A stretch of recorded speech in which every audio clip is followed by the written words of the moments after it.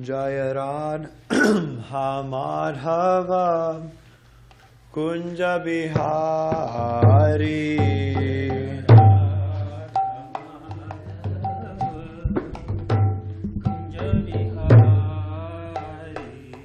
Jaya Radha Madhava Kunja Bihari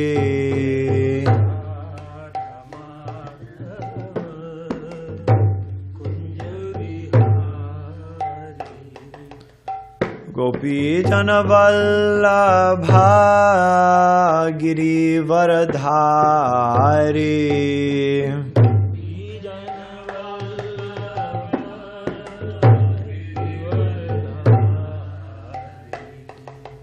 Gopi Jana Vallabha Giri Varadhari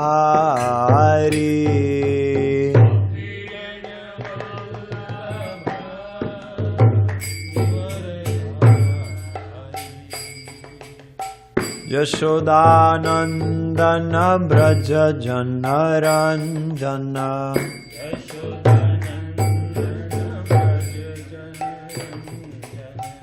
Yashodanandana Braja Janaranjana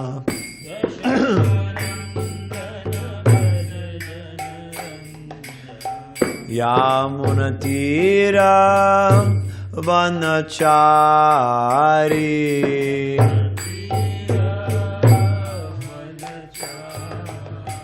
Yamunatira Vanachari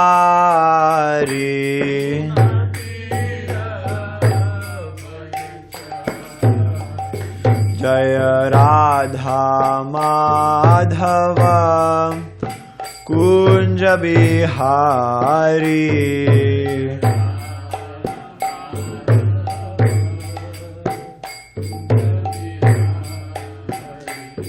Jaya Radha Madhava Kunja Bihari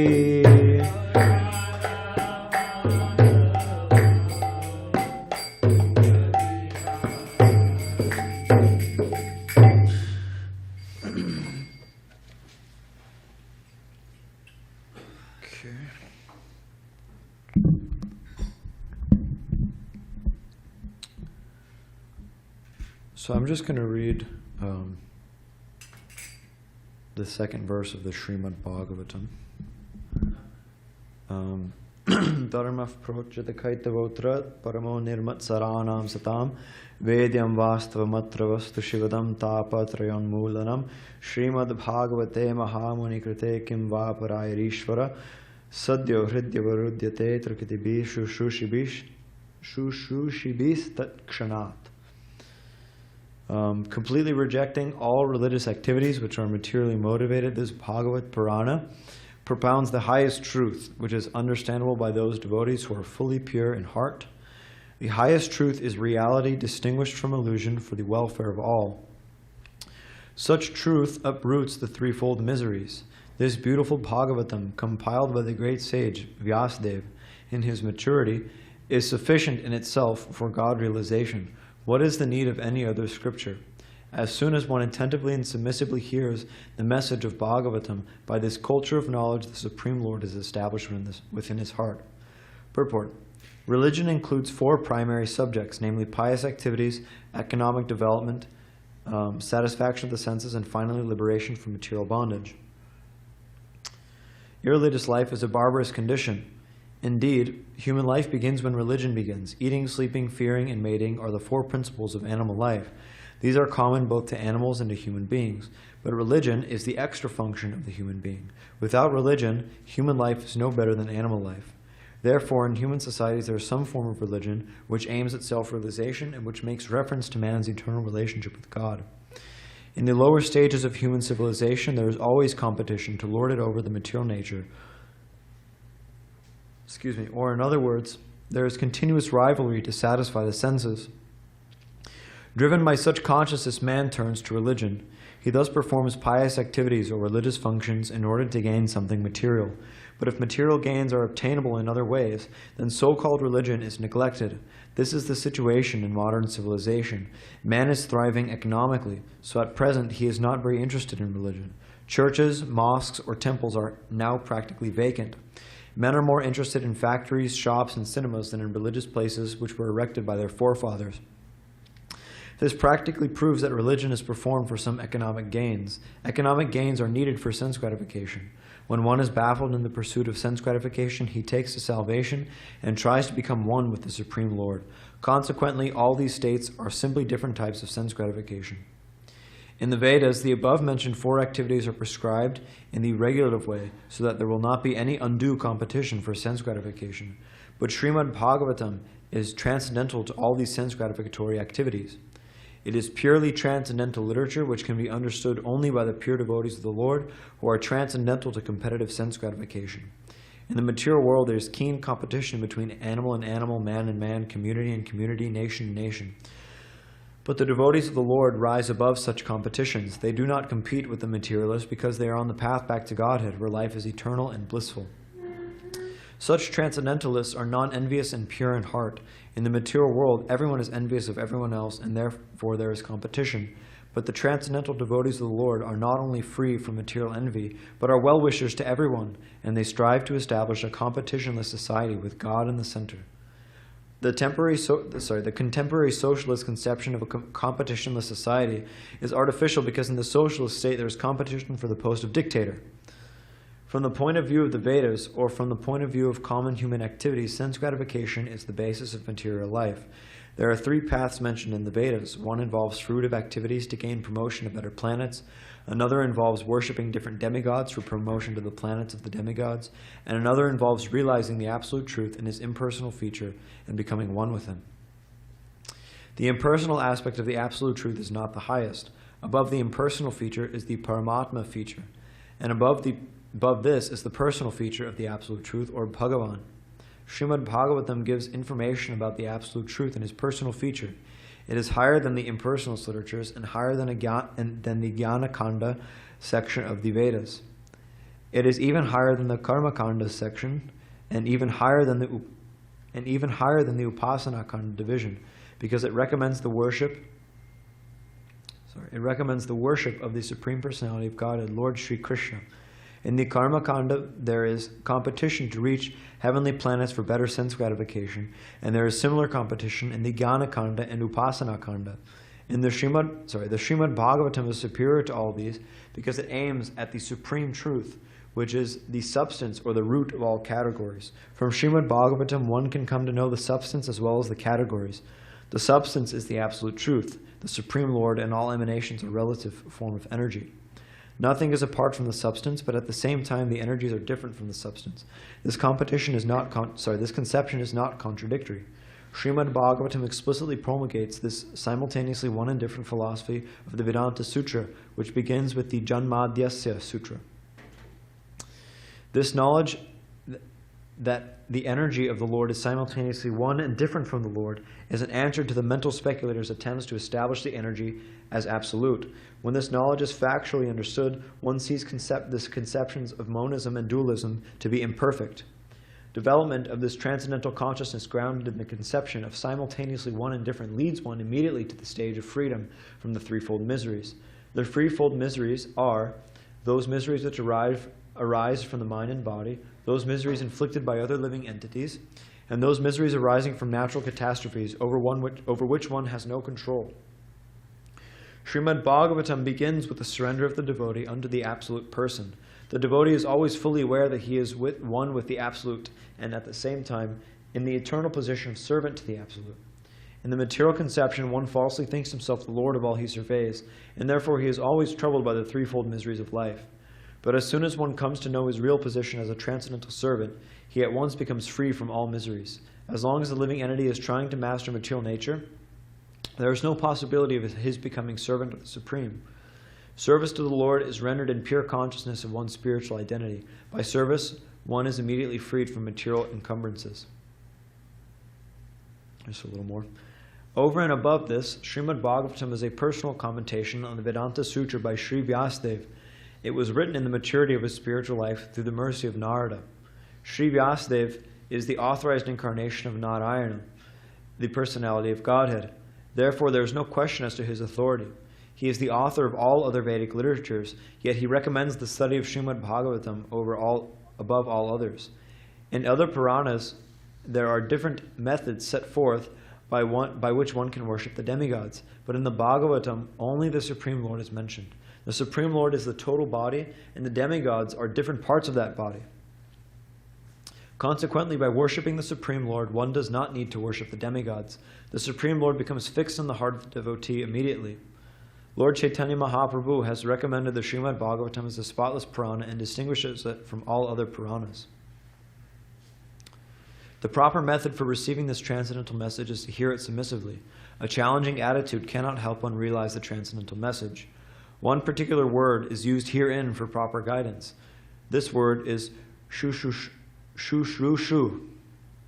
One must be anxious to hear this transcendental message. That desire to sincerely hear is the first qualification. Less fortunate persons are not at all interested in hearing the Śrīmad-Bhāgavatam. The process is simple, but the application is difficult. Unfortunate people find enough time to hear idle social and political conversations, but when invited to attend a meeting of devotees to hear the Śrīmad-Bhāgavatam, they suddenly become reluctant. Sometimes professional readers of the Bhagavatam immediately plunge into the confidential topics of the pastimes of the Supreme Lord, which they seemingly interpret as sex literature. Śrīmad-Bhāgavatam is meant to be heard from the beginning.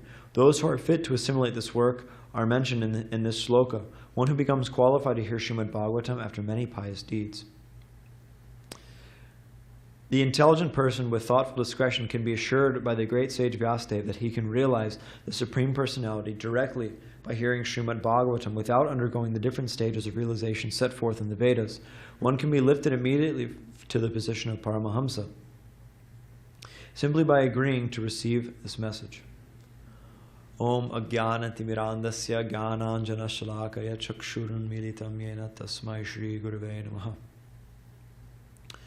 So, in Kali Yuga, people's minds, they're very fickle, meaning their minds are very difficult to control, because they're being bombarded. Like, for example, nowadays we have these phones, and it seems like every 10 years people's attention spans, they just get smaller and smaller.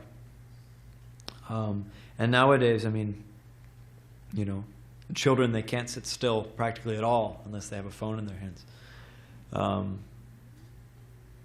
So in Kali Yuga, people's minds are very fickle. They go here and there, and therefore they can't, or it's very difficult for them to go into anything very deeply. It's very difficult for them to think on a deep level. And therefore people are very superficial, because they always want, it's like for example, if you're Prabhupada gives this example, if you're trying to dig a well, the way you dig a well, the way you find water, is by digging one very, very deep hole, and then eventually you'll find water. But you'll never find water by digging a bunch of small, shallow holes. You'll just, you'll just do so much work but for no result. So people in Kali Yuga, it's like that. They're looking for happiness, but because their minds are so fickle, they're just digging some very shallow holes, and they're not finding any real happiness. And we see, like, for example, in marriage nowadays, especially in the West, it's very superficial. It's very shallow. People, they get married, thinking, okay, well, maybe we'll try this out. We'll try this out and we'll see how it works. And then, a few days, few weeks, however long later, they get a divorce, and it's on to the next wife. Like, anyway, my uncle's not watching this, but for example, my uncle, I think he's on his fourth wife, You know, he's 60 years old and he just had a child. You know, his first child. Yeah. So, you know, so that's what. Yeah. So that's how people are. They're just very very fickle, very superficial, yeah, and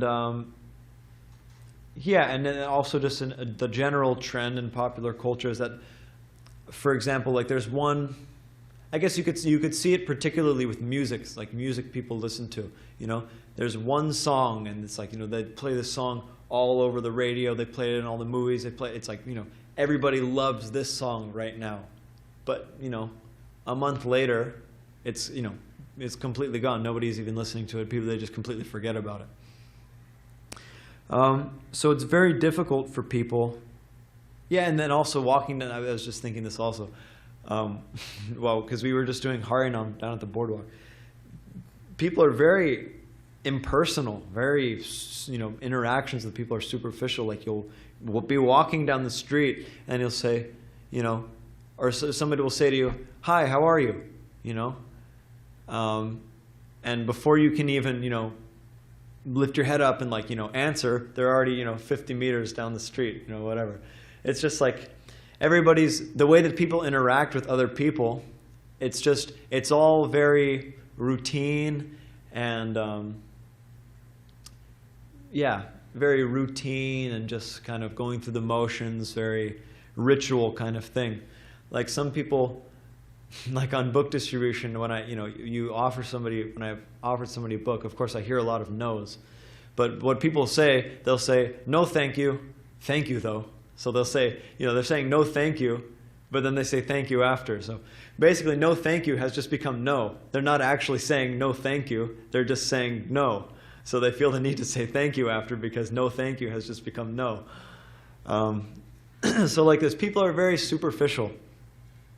And therefore also when they see the devotees, when they see people actually interested in something beyond just gross sense gratification, just, you know, material life, they think it's very weird. They think it's very idealistic, and they think that they're very realistic. Prabhupada often in his purports mentions this term realist, that one who's a realist. He uses it a little bit differently.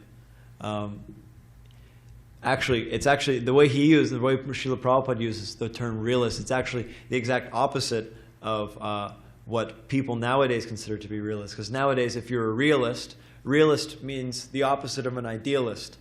Realist means that one is focused very much on what's going on here, right now. Like they may see us as idealists. Oh, you're just thinking about some world which is, you know, may or may not exist, and you're centering your whole life around this thing which, you know, you don't even really know is there, and it's just very idealistic. You know, let's focus on what's here right now, and you know, let's focus on like, you know, Prabhupada was mentioning in the purport, economic development, sense gratification, etc., etc. This is what people consider to be realist philosophy. But actually, the way that Srila Prabhupada uses the term, it's actually much better. It's actually a much better way, because Prabhupada uses the term to mean somebody who knows reality, somebody who is realistic in the sense that they know what is real and what is not. The important thing to consider when calling oneself a realist or calling somebody else a realist is what's actually real. So people think that reality is just what I can see, what I can perceive with my gross senses. What I can see, what I can touch, what I can hear, what I can taste, what I can smell. This is what people consider to be real. But this is a very foolish idea, because there are so many things, even material things, which we can't perceive with our senses. Our senses are very, very limited. Like, for example, there's a species of shrimp which can see 52 more colors than we can. We can't even imagine what a new color would look like, But there's a species of, a shrimp, and they can see 52 more colors than we can. So even on a material level, we can't necessarily see everything, because what our reality is, essentially, is some input, some sensory input filtered through our imperfect brains, coming through our senses, filtered through our imperfect brains, and then perceived by our consciousness. So it's going through all of these different filters. Our reality is going through all these different filters. So we can't really actually know what's happening. Like, for example, I know I'm touching something. I can with my senses, I can see this is a microphone. But that's because it's gone through all these filters. It's gone through, my eyes, my brain. I see the shape, and I recognize it as a microphone. I hear the amplification. But really, all I can really know is that I'm feeling something and that something's here. I can't really know actually what it is, because my senses are imperfect. Of course, some things are, you could say, easier to assume or more reliably perceived by our senses. But in the ultimate sense, we can't really know that anything is real. And actually, this is a philosophy called solipsism, where people from that, they say, okay, well, actually, nothing is real. And actually, it's all completely fake, and we can't know anything, and so therefore, there is nothing. Life is just like like a movie going on in front of me. I'm the they think that they say, okay, well, I know that I'm conscious, but everybody around me, I have no idea. I don't think that they have no consciousness. It's almost like they're like actors in my movie kind of thing. It's a crazy philosophy, but it's there. It's developed in the West. But yeah, so how did I get off on that? Right. So if you want to consider who is a realist and who is not, we have to consider what's actually real.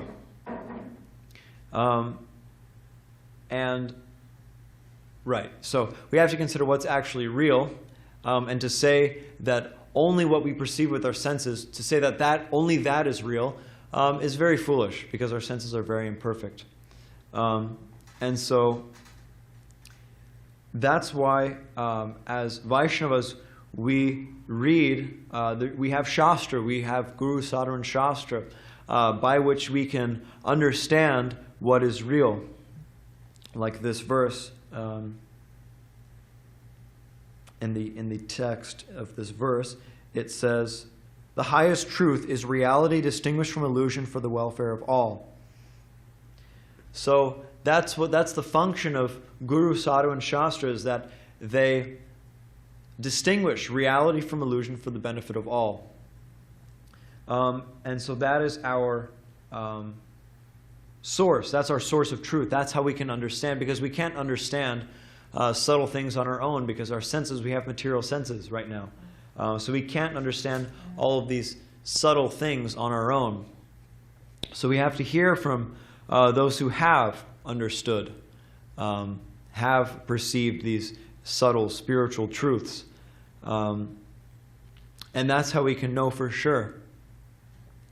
But of course, the tendency is, because we were born in Kali Yuga, we've taken birth in Kali Yuga, there's one devotee who says, well, actually many devotees say this, but we have Kali Yuga brains. We have Kali Yuga memory, we have Kali Yuga intelligence, we have Kali Yuga attention span.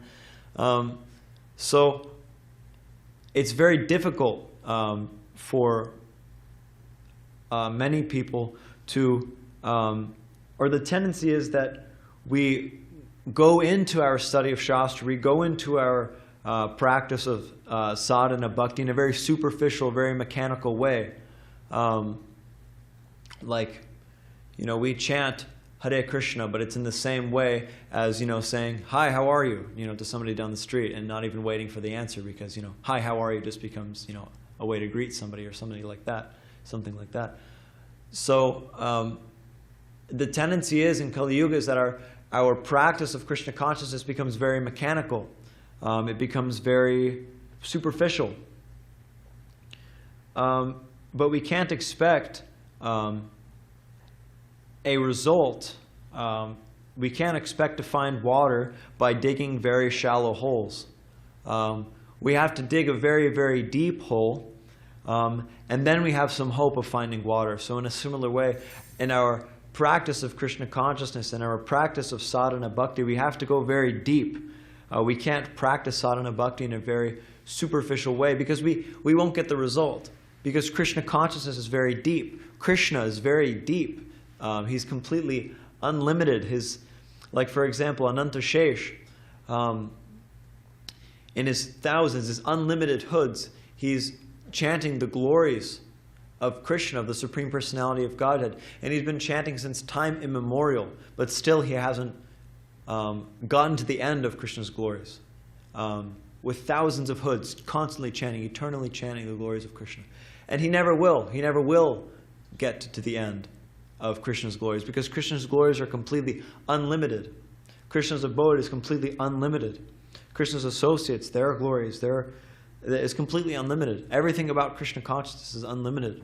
So our only hope is to try to go a little bit deep. That's all we can do. We can just go a little bit deep. Of course, it seems like us that we have to go very, very deep. But really, what we're doing is we're just going a little bit deep. And then Krishna's taking care of the rest. Like Srila Prabhupada says, you make one step toward Krishna, and Krishna will take 1,000 steps toward you.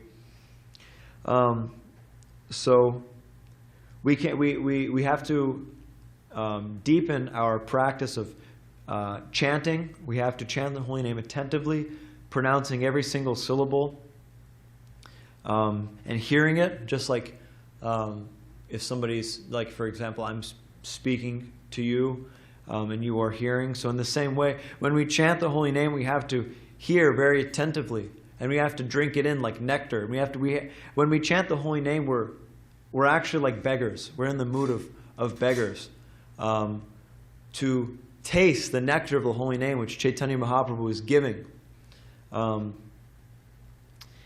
And then when we study Shastra, also the same thing. It's so deep. Actually, we have no ability whatsoever to understand what the Śrīmad-Bhāgavatam is saying. We have no ability whatsoever to understand what the Bhagavad Gita is saying. But it's only by the mercy of Srila Prabhupada and by the mercy of Chaitanya Mahaprabhu that we can perhaps glean something, some little bit of, realization on the philosophy of the Śrīmad-Bhāgavatam. But so we have to engage in the process of sadhana bhakti in a very prayerful mood, praying to Krishna, praying to Chaitanya Mahaprabhu, praying to Srila Prabhupada that please, I'm very fallen, I'm very insignificant, and I have no qualification whatsoever to engage in this process in a meaningful way. But I'm begging you, please, Krishna, please, Chaitanya Mahaprabhu, please, Srila Prabhupada, help me to have the strength to continue, and please see my sincerity and purify me of my unwanted material desires. So we have to go through Krishna consciousness in this way, in a very prayerful mood. We can't do it mechanically. We can't do it ritualistically, like it's just, we know it's the right thing to do, but we don't really want to do it, so we'll just, kind of half do it. We'll put half of our effort, or we'll, whatever. It's the same thing. It's like, I don't want to bake this cake, so I'm just gonna half bake it. I'm just gonna put it in the oven for half as long as the recipe says, because I want it sooner. But it doesn't work like that. We can't do that. The cake will become half-baked. And so similarly, our devotional service will become half-baked. We won't achieve the desired result, which is to go back home, back to Godhead, and be reinstated in our original position as Krishna's servants. What will happen is that we'll take birth again in this material world. in the human form of life will come in contact with devotees. But there's no guarantee. There's no guarantee that we'll really, if we don't do it in this life, there's no guarantee that we'll do it in the next life. So people say things like, oh, I'll take to Krishna consciousness, or I'll become serious about spiritual life when I'm old. Okay, this was mentioned in the Bhagavatam class this morning, but somebody said that to Srila Prabhupada. And Prabhupada said, okay, but what does old mean? What do you really mean by that? What do you mean by that is that you'll take to Krishna consciousness when you're close to death. But who knows? Who knows when we're going to die? Who knows who's close to death and who's not? It could happen. It could happen tomorrow. It could happen today. Even it could happen in the next 5 seconds. We have no idea how close we are to death. So what this person said, I'll take the Krishna consciousness later. But Prabhupada said, do you know you have later? And we don't. So at every moment we have to assess and reassess. Am I satisfied with, if I were going to die right now, would I be satisfied with my level of Krishna consciousness? Would I be satisfied with my intensity of my spiritual practice? Would Krishna be satisfied with the intensity of my spiritual practice? So these are things we have to constantly assess and reassess if we want to achieve the desired success of Krishna prema. So yes, we can't let Kali's influence contaminate our spiritual practice, contaminate our practice of sadhana bhakti, and make it very superficial and mechanical. But we have to hear from Guru, Sadhu, and Shastra and go as deep as possible in Krishna consciousness if we want to get some real result out of it. And the result is, it's not just like we have to work and work and work just because we know it's the right thing to do. And, like people that go to work nowadays, I have to do this, it's my duty, and I go to work, and so, okay, support my family. But Krishna consciousness is not like that. It's actually, it's ever increasingly blissful. As you go deeper into Krishna consciousness, you feel more and more ecstasy in serving Krishna, because we're in the condition we are in now, it's an unnatural position. It's like if you take a fish out of water and you can feed the fish as much as you want, give it as much food as it can eat, and you can give it a nice little. Sometimes they put like little homes for the fishes in fish tanks. You can give it a nice little home, but if you keep it out of the water, the fish is going to suffer and die. So it's in the same way. In this material world, there's no hope of us being satisfied. There's no hope whatsoever of us being satisfied, because we're trying to fit these, or we're trying to fill a void within us, which only Krishna can fulfill, which only Krishna can satisfy.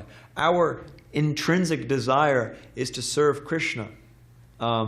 But because we've become bewildered by the material nature, we become attracted to serve. They're called, they're bad masters. The senses, they're bad masters. So if you serve the senses, what result will you get? You'll just get more and more suffering. Like Balaram Prabhu in the Bhagavatam class this morning, he was mentioning. It was a great class. He was mentioning how they're like some people, they make to-do lists, for what you do every day. But material desires, people are making all these lists, these to-do lists of material desires, and you check them off and you check them off, and you got to the end of the list. Okay, fine. But then there's another list, and then another list, and another, and it's just endless. Our material desires will never ever be satisfied until we lose hope for this completely, until we lose hope that our material desires will be satisfied. Then it'll be very difficult for us to go deeply in Krishna consciousness.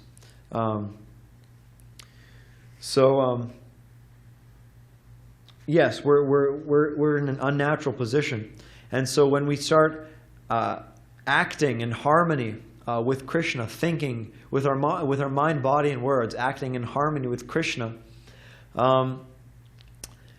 then we become very joyful. And so the process of Krishna consciousness, it's a process of becoming very joyful in service to Krishna. And so, yeah, and it's a joy that never ends. It's a joy that's never interrupted. It's a joy it completely blows out of the water anything of this material world. It's more dynamic. It's more, absorbing. It's more interesting than anything else in this material world. But we have to make the sacrifice. We have to engage in tapodivyam. We have to engage in divine austerity in order to get there, in order to purify our consciousness of our material desires, and actually achieve that success. So I guess I'll stop there. We can see. So you mentioned our Krishna consciousness become very intangible. Yeah. And you mentioned we should go deeper, and you gave example, chanting attentively, Yeah. reading.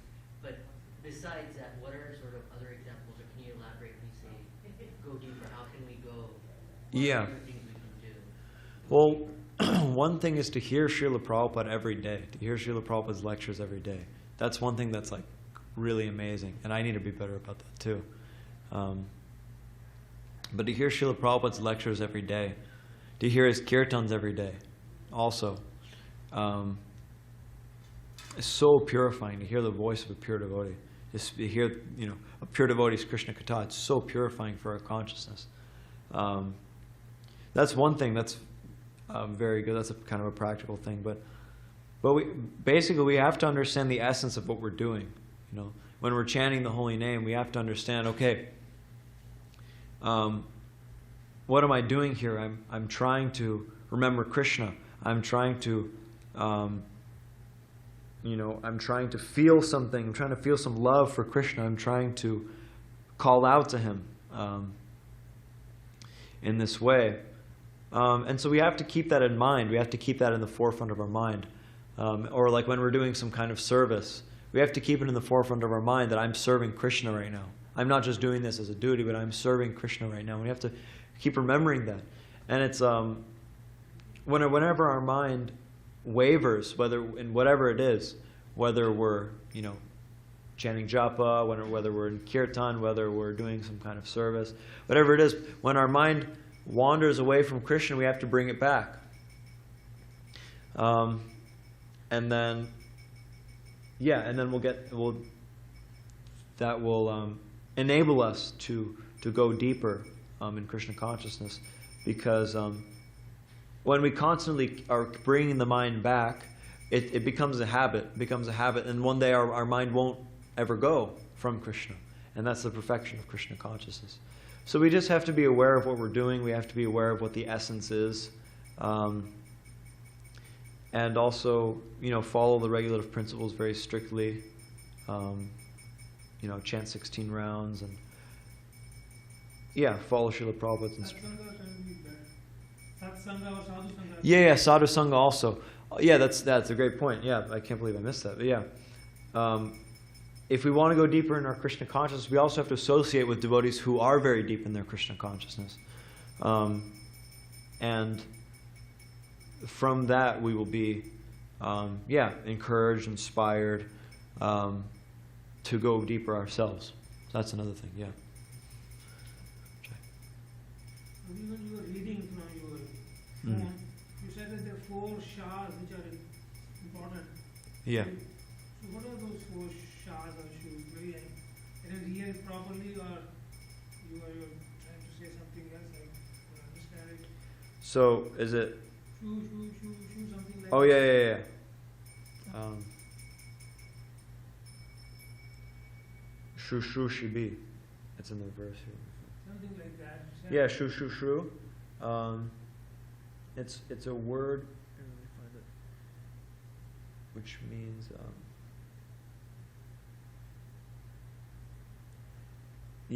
one particular word is used herein for proper guidance. This word is shu. One must be anxious to hear this transcendental message. To desire to sincerely hear is the first qualification. So shushusha means to sincerely hear, to hear very, very attentively. and very,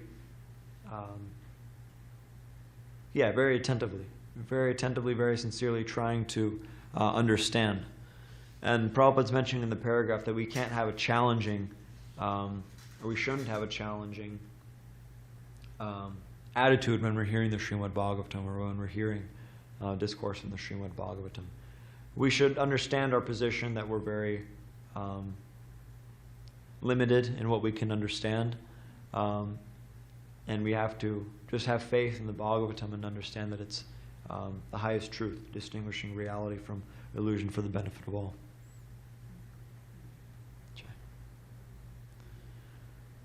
Okay, Hare Krishna. Krishna. Jai.